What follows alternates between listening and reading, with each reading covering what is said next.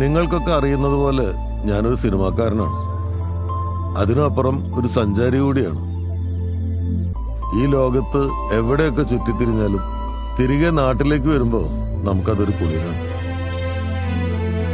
ഓരോ യാത്രകൾക്ക് ശേഷവും ഒറ്റപ്പാലത്തേക്ക് തിരികെ വരുമ്പോ എനിക്കും ഈ കുളിരടിക്കാറുണ്ട്. ഒരു നാടിന് അതിന്റെ ഭൂപ്രകൃതി, കാറ്റ്, കാഴ്ചകൾ, സന്തോഷങ്ങൾ, ഇഴയെടുപ്പങ്ങൾ, രുചി, അങ്ങനെ ഒരുപാട് നന്മകളുണ്ട്. അത് ഞങ്ങളുടെ ഈ ഒറ്റപ്പാലത്തിനൊട്ടും കുറയാതെ ഉണ്ട്.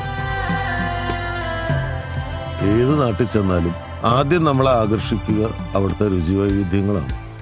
ഞാനും ഇതിൽ നിന്ന് വ്യത്യസ്തനല്ല.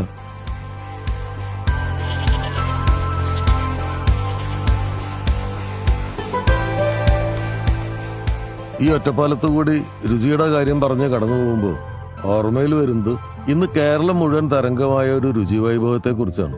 മറ്റൊന്നുമല്ല, ഏകദേശം 50 വർഷങ്ങൾക്ക് മുമ്പ് ശ്രീ PV ഹംസ ഒറ്റപ്പാലത്ത് തുടങ്ങിവെച്ച റോയൽ ഗ്രൂപ്പിന്റെ കീഴിൽ 15 വർഷം മുമ്പ് ആരംഭിച്ച പാരമ്പര്യത്തിന്റെ തനത് രുചി ചോരാതെ തന്നെ ഇന്നും പ്രിയങ്കരമായ നമ്മുടെ ഒറ്റപ്പാലം റോയൽ കാറ്ററിംഗ്. ഹംസക്കയെ കുറിച്ച് പറയുമ്പോൾ വ്യാപാര സമൂഹത്തിന്റെ ഉന്നമനത്തിനും പിന്നെ പൊതുജന താല്പര്യം മുൻനിർത്തിയും അദ്ദേഹം നടത്തിയ സാമൂഹികമായ ഇടപെടലുകളും എടുത്തു പറയേണ്ടതാണ്. ഈ റോയൽ കാറ്ററിംഗ് നമുക്ക് നൽകിയ രുചിയെ പിൻപറ്റി ചിലതുകൂടി പറയാതെ പോകാൻ കഴിയില്ല. എന്റെ മകളുടെ വിവാഹത്തിന് ഞാൻ റോയൽ കാറ്ററിംഗിനെയാണ് വിളിച്ചത്. പണ്ട് വല്യമ്മച്ചി ഉണ്ടാക്കുമായിരുന്ന താറാവ് മപ്പാസ് ഞങ്ങളുടെ സജഷനായിരുന്നു. അതടക്കം ഫുഡെല്ലാം ഗംഭീരമായിരുന്നു. അന്ന് പങ്കെടുത്ത മലയാള സിനിമയിലെ പ്രമുഖരൊക്കെയും ഇവരുടെ രുചി നോട്ട് ചെയ്തു. ഒരു കാര്യം പറയാൻ മറന്നു. നമ്മൾ ഈ പോകുന്ന വഴിയിലാണ് ഒറ്റപ്പാലം റോയൽ കാറ്ററിംഗ്.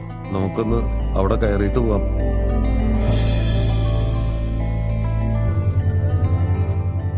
ഈ അനീസിനോടും നബീലിനോടൊക്കെ സംസാരിക്കുമ്പോൾ മനസ്സിലായ ഒരു കാര്യമാണ്, മികച്ച അസംസ്കൃത വസ്തുക്കളും മത്സ്യം, മാംസം എന്നിവയുമൊക്കെ സോഴ്സ് ചെയ്യുന്നതിലെ മികവാണ് ഈ നല്ല രുചിയുടെ അടിസ്ഥാന രഹസ്യമെന്നത്.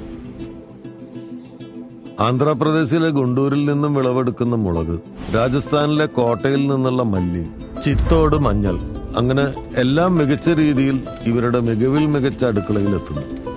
ഇവരുടെ അടുക്കളയിൽ നിന്നും പുറത്തേക്ക് വരുന്ന ഫുഡ് നമ്മുടെ നാടും കടന്ന് ഈ ലോകത്തിന് രുചി പകർന്നു തുടങ്ങുന്നു.